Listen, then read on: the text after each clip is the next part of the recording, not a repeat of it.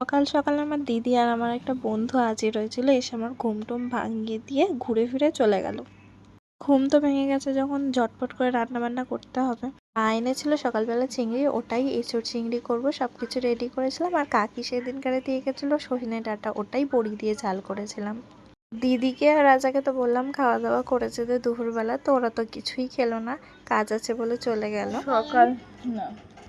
সকালবেলা রান্না বান্না করে এসে খাওয়া দাওয়া করে ল্যাদ খাচ্ছিলাম। তারপরে এসছে আমার পিসি, এনেছে চিকেন পকোড়া, আইসক্রিম।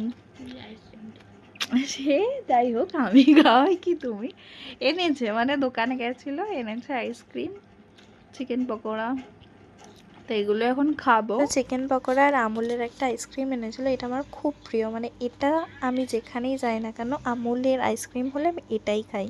ওটা খাওয়া দাওয়া করে বোন এনেছিল আবার পকোড়া রোল। ও রাত্রিবেলা খাবে না ভাত, কারণ ডাল ভাত হয়েছে বলে, তো ওটাই সবাই ভাগযোগ করে খেলাম। দেখা হচ্ছে নেক্সট একটা ভিডিওতে, টাটা।